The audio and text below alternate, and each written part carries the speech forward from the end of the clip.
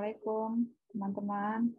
Ini Putri yang punya skripsi, Bu, yang presentasi. Saya dan Solihin, tapi Solihinnya masih gangguan sinyal, Bu. Oh, iya. Mohon tunggu sebentar ya, Bu. Oke. Assalamualaikum warahmatullahi wabarakatuh. Waalaikumsalam warahmatullahi wabarakatuh. Selamat pagi, Ibu. Lainnya yang berbahagia, pertama adalah kita panjatkan puji syukur kehadirat Allah Subhanahu wa taala yang sekarang telah memberikan rahmat sehingga kita dapat berkumpul di ruang Zoom kelas ini. Perkenalkan, nama saya Solihin yang akan bertugas sebagai moderator dalam diskusi materi analisis proses rekrutmen seleksi SDM DRS Permata Pamulang tahun 2002. Kita mulai ke sesi pertama yang adalah pembukaan. Sebelum itu, marilah kita mengucapkan basmalah bersama-sama. Selanjutnya, penyampaian materi, saya persilakan untuk Tias membacakan materi yang pertama. Ya, jadi di sini yang pertama ada bagian mengapa bidang kesehatan menggunakan metode kualitatif. Jadi alasan itu yang pertama, penelitian tidak memerlukan pengamatan pada seluruh anggota populasi jika menggunakan metode kualitatif, karena nantinya bisa menggunakan sampling saja. Lalu alasan yang kedua adalah supaya informan lebih memahami proses yang terjadi akan berkaitan dengan fenomena penyakit, kesehatan, perilaku terkait kesehatan. Dan alasan yang ketiga adalah dapat mengeksplorasi dengan intens proses yang menjelaskan dan konteks yang melatar belakangi fenomena terkait itu. Selanjutnya di sini adalah kerangka teori, kerangka konsep, metodologi, hasil kesimpulan, dan saran. Untuk bagian pendahuluannya, kebutuhan akan SDM diperlukan untuk mengisi posisi yang dibutuhkan suatu fasilitas pelayanan kesehatan, baik untuk ruang lingkup karyawan, tenaga medis, pimpinan, maupun tenaga kerja lainnya. Dalam mendapatkan karyawan yang berkualitas, rumah sakit akan melakukan penyeleksian pelamar ketika perekrutan selesai dilakukan. Seleksi sendiri merupakan kegiatan memisahkan pelamar ke dalam dua bagian, yaitu antara diterima ataupun tidak diterima. Tujuan penelitian yang dilakukan oleh Amar ini adalah untuk melihat gambaran proses rekrutmen dan seleksi SDM di Rumah Sakit Permata Pamulang pada tahun 2022. Selanjutnya untuk rumusan masalahnya adalah kebutuhan SDM dikelola oleh MSDM termasuk kegiatan yang berkaitan dengan rekrutmen dan seleksi. Biasanya rumah sakit sebelum melakukan kegiatan rekrutan dan penyeleksian akan melakukan perencanaan akan kebutuhan SDM. Begitu juga dengan Rumah Sakit Permata Pamulang. Akan tetapi sumber informasi lowongan pekerjaan Rumah Sakit Permata Pamulang yang tersebar masih jarang terlihat di media sosial dan hanya terdengar dari mulut ke mulut saja. Selanjutnya di sini ada kerangka teorinya yang dimodifikasi dari teori Mondi pada tahun 2016 dan Bangun pada tahun 2013. Jadi di kerangka teori ini ada lingkungan eksternal dan lingkungan internal. Untuk lingkungan internalnya ini terbagi menjadi perencanaan sumber daya manusia yang nantinya akan menjadi alternatif rekrutmen, dan pelaksanaan rekrutmen itu terbagi lagi menjadi sumber internal dan sumber eksternal.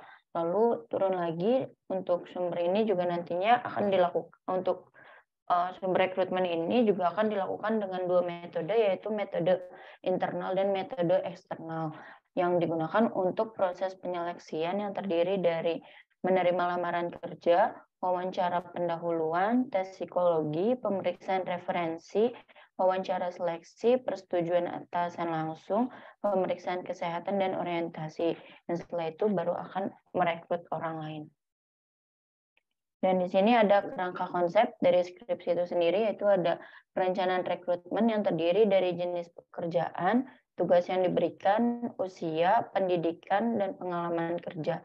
Yang nantinya pihak rekrutmen itu sendiri juga merencanakan untuk sumber rekrutmen dan metode rekrutmennya ini seperti apa. Lalu setelah itu ada proses penyeleksian yang terdiri dari tes psikologi, wawancara seleksi, pemeriksaan kesehatan, dan kendala seleksi. Setelah itu baru ada SDM yang akan direkrut. Untuk metodologi dalam penelitian ini tentunya metode kualitatif deskriptif yang dilakukan dengan wawancara mendalam untuk mendapatkan jawaban yang lebih spesifik. Pada metode ini menyajikan secara langsung interaksi antara peneliti dengan orang yang memberi informasi sehingga memungkinkan adanya pemberian informasi tersirat.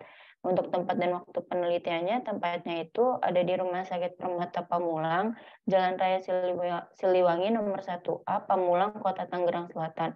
Waktu penelitiannya dilakukan pada Oktober 2022 sampai Februari 2023.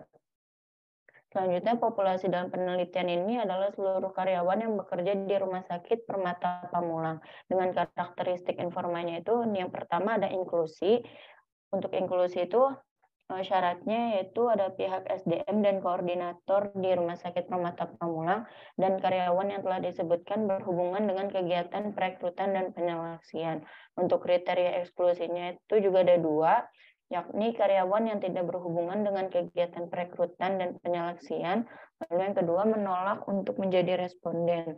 Dan didapatkan sumber informannya itu ada informan kunci, informan utama, dan informan pendukung. Untuk informan kuncinya di sini ada pihak SDM atau sumber daya manusia Rumah Sakit Permata Pamulang, dan informan utamanya adalah koordinator di Rumah Sakit Permata Pamulang. Untuk hasil penelitian pertama itu ada karakteristik informan. Jadi informan yang pertama itu berjenis kelamin perempuan, berumur 38 tahun dengan pendidikan terakhirnya S1 dan sudah lama bekerja di Rumah Sakit Permata Pamulang selama 4 tahun dan saat ini sedang menjabat sebagai koordinator SDM dan Diklat. Untuk informan yang kedua berjenis kelamin laki-laki dengan usia 43 tahun, pendidikan terakhir adalah S1, lama bekerja di Rumah Sakit Permata Pamulang sudah 3 tahun dan jabatan saat ini adalah karyawan sumber daya manusianya. Lalu untuk informan yang ketiga, berjenis kelamin perempuan, berumur 29 tahun, pendidikan terakhir adalah D3 dan sudah bekerja di Rumah Sakit Permata Pamulang selama 8 tahun dengan jabatan saat ini adalah koordinator fisioterapi. Dekat ini juga ada hasil wawancaranya. Jadi hasil wawancara yang pertama itu tentang perencanaan rekrutmen. Menurut informan yang pertama itu diketahui bahwa Rumah Sakit Permata Pamulang melakukan perencanaan rekrutmen ketika terdapat satu unit yang meminta untuk menambah karyawan. Dalam perencanaan ini, keahlian yang harus dimiliki oleh pelamar ialah sesuai dengan posisi yang dilamar dan memiliki karakter tangguh, mau berjuang, ulet, dan yang terpenting adalah memiliki satu visi misi yang sama. Lalu menurut informan yang kedua, bahwa perencanaan itu dilakukan tergantung pada permintaan unit yang membutuhkannya. Sedangkan dalam keterampilannya diharapkan dapat menguasai teknologi dan keilmuan yang dimiliki sesuai dengan posisi yang didaftarnya. Sementara untuk informan yang ketiga, beranggapan bahwa perencanaan karyawan itu biasanya dilakukan ketika pasien sudah overload dan pelamar yang diharapkan ialah memiliki kemampuan serta skill sesuai dengan unit yang dipilihnya. Selanjutnya di sini ada analisis rekrutmen. Menurut informan yang pertama, diketahui bahwa terjadi analisis pekerjaan antara pelamar dengan perekrut. Lalu informan yang kedua mengatakan bahwa terjadi diskusi antara pelamar dengan perekrut mengenai analisis pekerjaan yang dilamar. Dan menurut informan yang ketiga, diketahui bahwa terjadi analisis mengenai sistem kerja yang terjadi di Rumah Sakit Permata Pamulang. Untuk selanjutnya akan dijelaskan kepada Solihin, kepadanya saya persilahkan.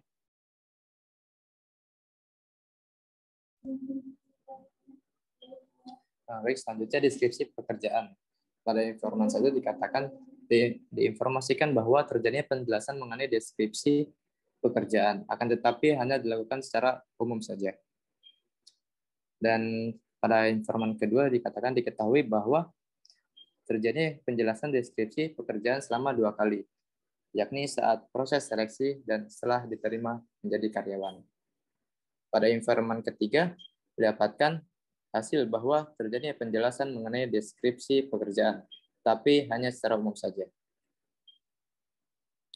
Pada slide selanjutnya ada spesifikasi tenaga. Pada informan 1 diinformasikan bahwa Rumah Sakit Permata Pamulang memiliki syarat minimal mengenai usia 21 tahun pendidikan D3 untuk pelayanan, sedangkan untuk posisi lainnya memiliki persyaratan yang berbeda. Pada informan kedua diinformasikan bahwa Rumah Sakit Permata Pamulang memiliki syarat minimal mengenai usia pendidikan. pengalaman kerja yang berbeda untuk jabatan tertentu. Dan informan yang ketiga, berdasarkan hasil wawancara didapatkan bahwa Rumah Sakit Permata Pamulang memiliki perbedaan syarat minimal usia, pendidikan, dan pengalaman kerja untuk posisi yang berbeda. Selanjutnya ada rekrutmen. Pada informan 1 diketahui bahwa proses rekrutmen di RS Permata Pamulang dilakukan secara terbuka dan tertutup karena melakukan perekrutan melalui media sosial ataupun melalui internal. Diketahui bahwa metode rekrutmen secara internal lebih didahulukan jika dibandingkan dengan pelamar yang mendaftar melalui media sosial. Pada informan ketiga diketahui bahwa sumber rekrutmen di Rumah Sakit Permata Pamulang didapatkan melalui media sosial atau universitas yang bekerja sama.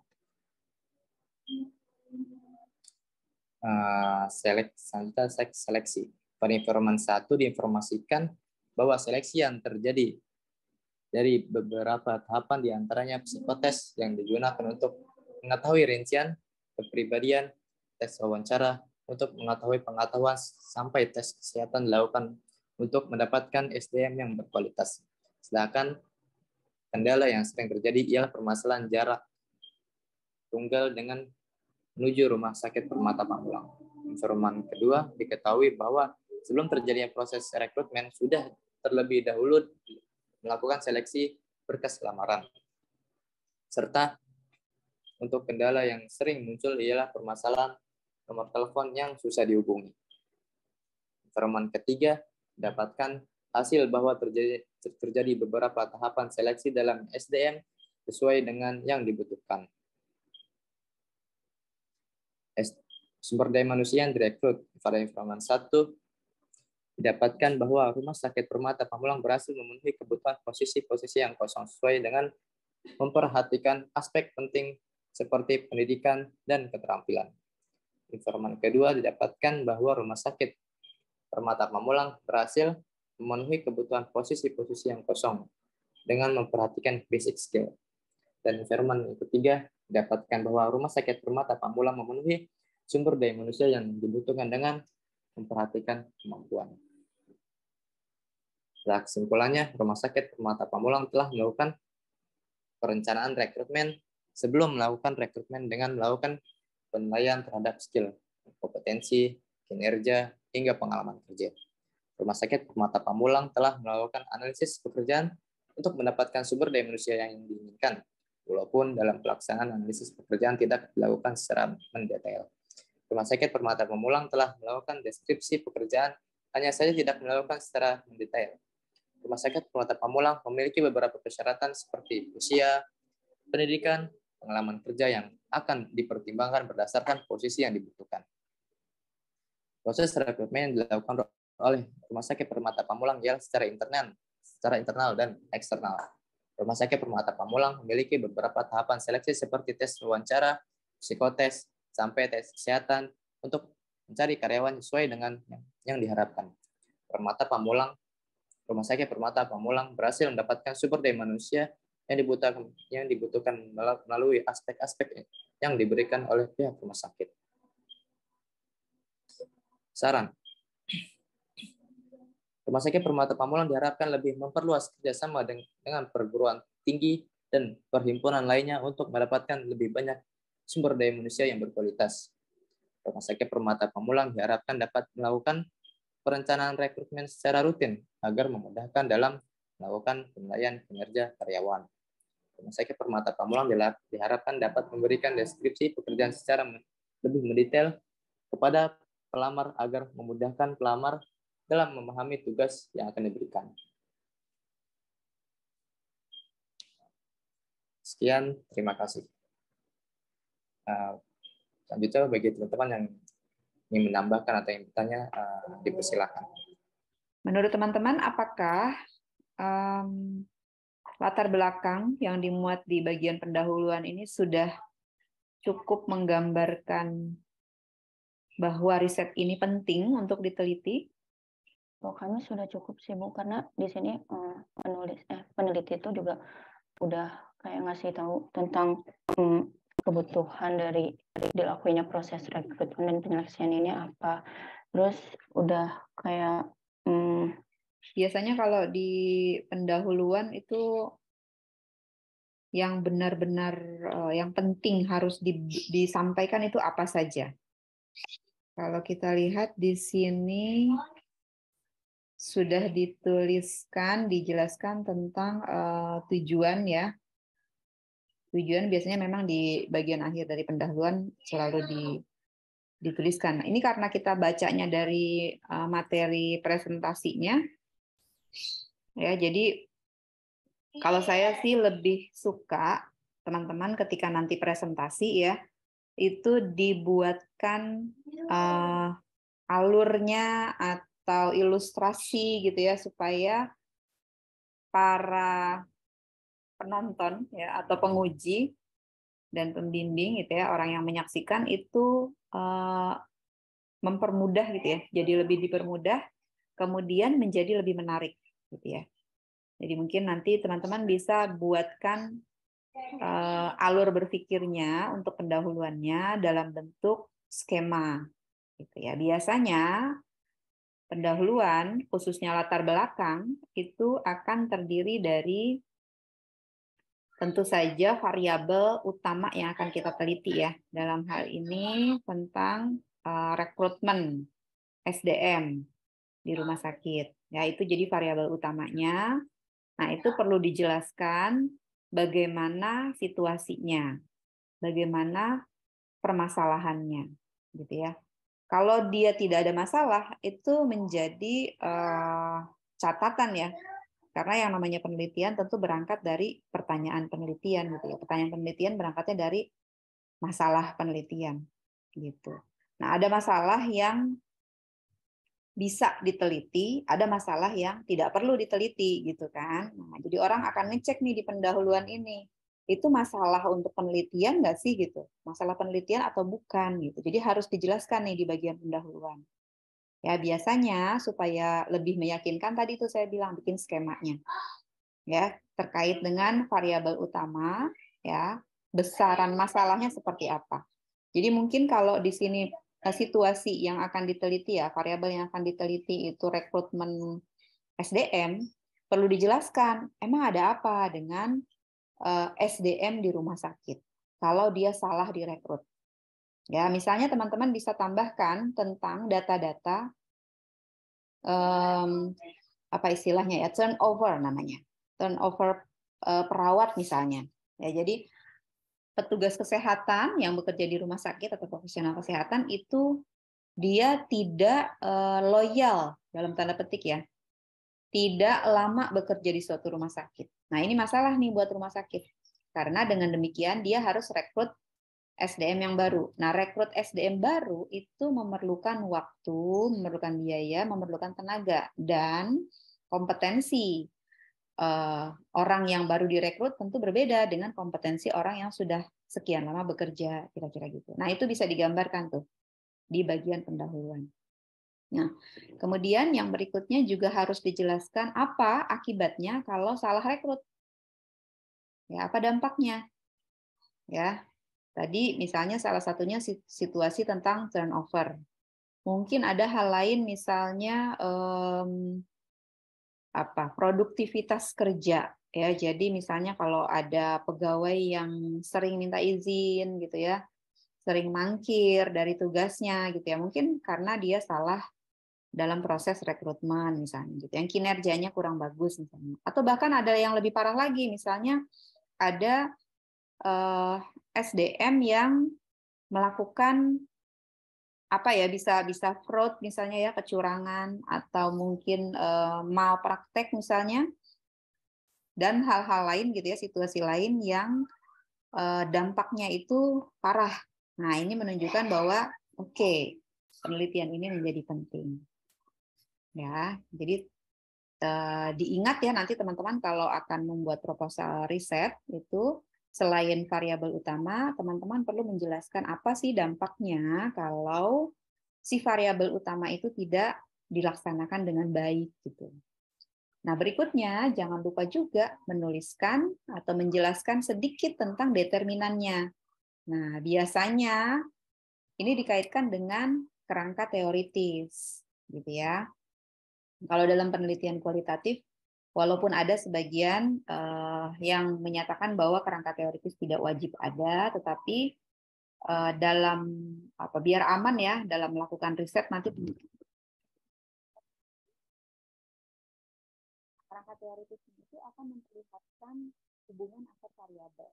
Jadi dengan sendirinya teman-teman pasti akan membaca gitu ya, mencari determinannya itu apa, karena tergambar di kerangka teoritis. Jadi boleh disinggung di dalam latar belakang gitu ya di bagian pendahuluan ini tentang kerangka teoritis yang akan kita gunakan itu apa gitu ya. Jadi kalau teman-teman menggambarkannya demikian, maka orang yang menyaksikan gitu ya, menjadi penguji atau sekedar menonton ya apa yang teman-teman sajikan itu happy gitu ya, senang karena dijelaskan secara terstruktur dan menghindari kemungkinan ada yang terlewat gitu ya.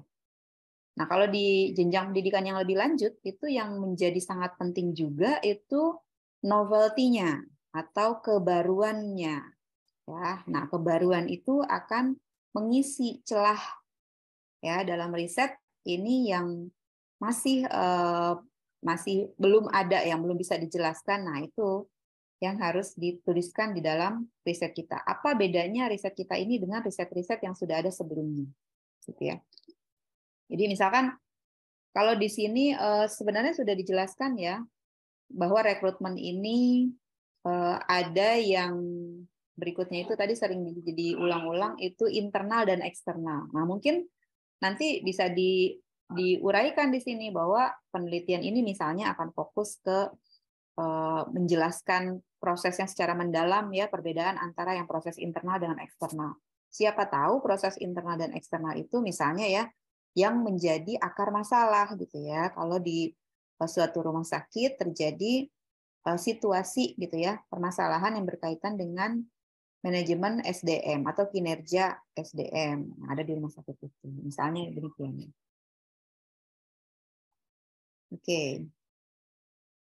Yang lain ada yang ingin disampaikan atau ingin ditanyakan, silakan. Kalau menurut teman-teman sendiri deh, topik riset ini penting atau tidak? Ini terutama teman-teman yang peminatannya MRS ya sepertinya ya. Ada yang peminatannya MRS? Tias, minatannya apa Tias? Kayak epidemiologi, Bu. Alpri, Azika, ini apa nih minatannya? Baik teman-teman, supaya lebih efisien silakan ya yang ingin didiskusikan. Silakan disampaikan. Boleh juga terkait dengan PBL-nya, karena sekarang masih ada PBL. Kemudian boleh juga terkait dengan penugasan individunya. Ibu, saya izin bertanya, Bu. Kalau untuk metode penelitian pengambilan sampling di kualitatif ini juga menggunakan itu nggak sih Bu, kayak yang kayak non probability sampling atau probability samplingnya gitu Bu? Soalnya di skripsi ini nggak dijelasin gitu Bu. Baik. Ada nggak di sini bagian metodenya? Coba ditayangkan. Terima kasih Tias pertanyaannya. Baik sekali ya. Oke. Di sini cuma kayak gini Bu, sama ini. Terlalu singkat ya. Oh, dia malah pakai istilah populasi. Ya, dalam penelitian kualitatif itu memiliki perbedaan ya yang cukup signifikan dengan penelitian dengan pendekatan kuantitatif ya. Kalau penelitian kualitatif itu sudah pasti tidak ada random.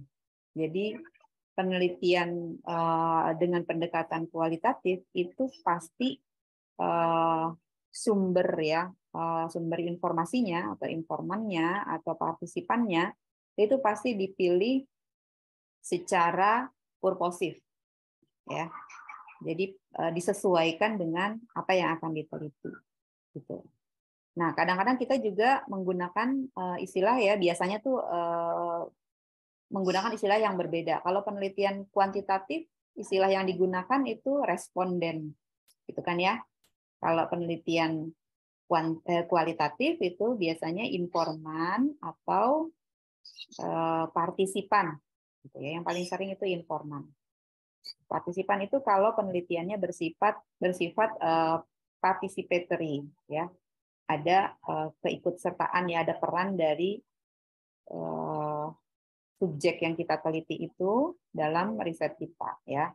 Biasanya kalau dia misalnya penelitian yang intervensi, biasanya itu pakai istilah partisipan, gitu ya. Jadi kalau dalam penelitian dengan pendekatan kualitatif, informan itu ada 3 jenis, ya. Ada informan kunci. Informan kunci itu artinya informan yang tahu, yang biasanya mensupervisi atau bertanggung jawab terhadap suatu proses, ya. Kalau dalam hal ini rekrutmen SDM, ya, itu informan kunci. Kemudian informan utama tentu adalah orang yang melakukan proses yang akan kita teliti itu. Jadi orang yang melakukan rekrutmen SDM. Kemudian ada lagi informan pendukung. Ya, informan pendukung ini dia yang akan mengkonfirmasi statement-statement yang akan kita temukan dari informan utama, ya, terutama, ya. Saya juga dengan nanti dikonfrontasi juga dengan informan kunci. Misalnya informan pendukungnya itu staf yang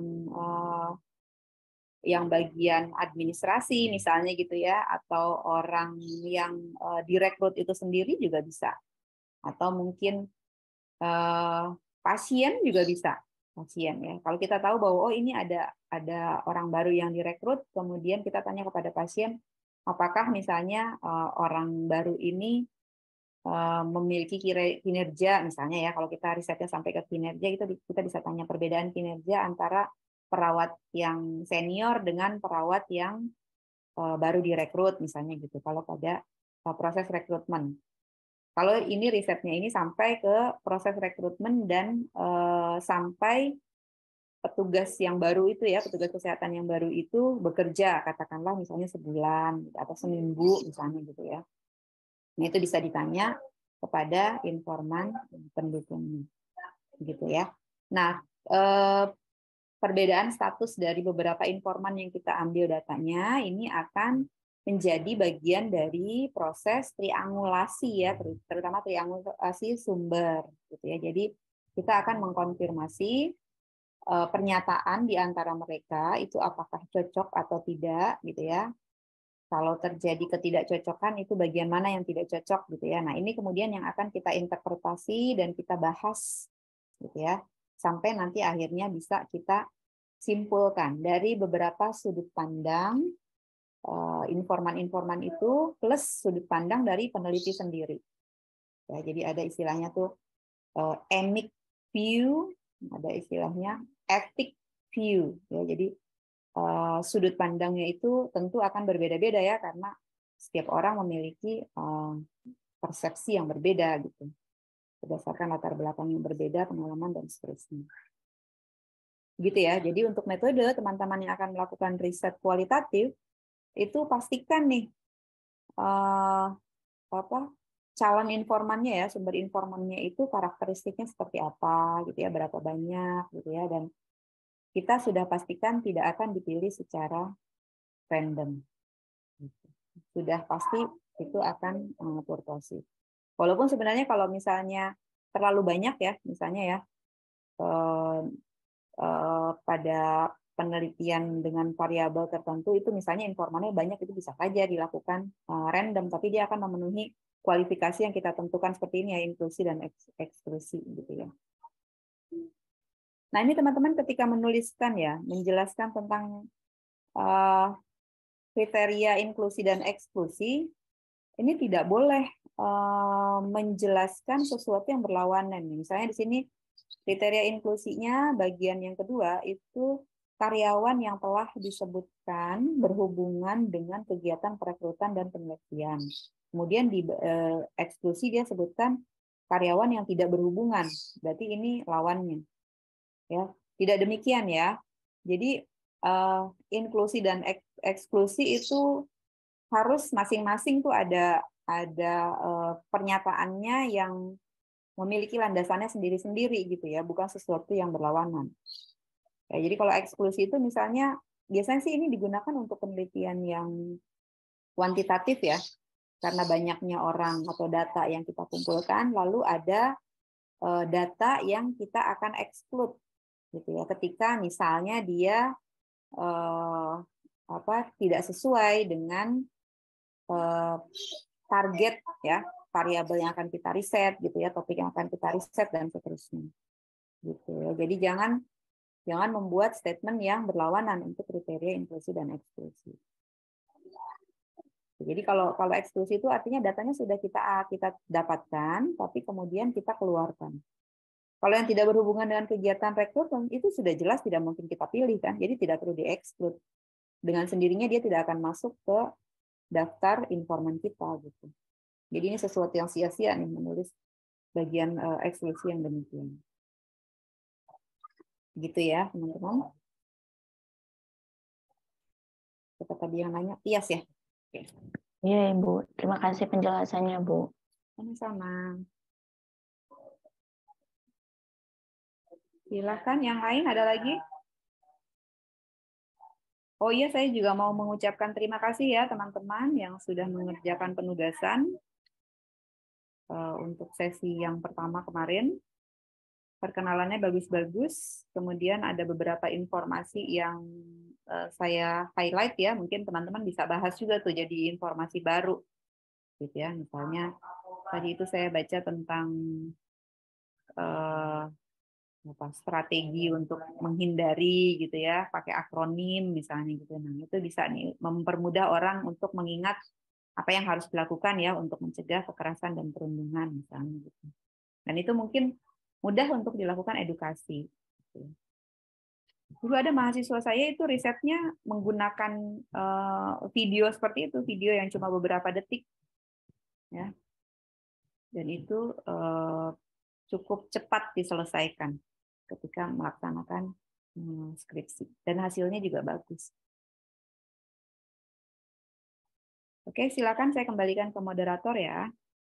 Terima kasih. Assalamualaikum warahmatullahi wabarakatuh. Baiklah, demikian dari presentasi dari kelompok 1. Saya ucapkan alhamdulillah dan terima kasih. Saya sebagai moderator pamit undur diri, mohon maaf atas kekurangannya. Wassalamualaikum warahmatullahi wabarakatuh.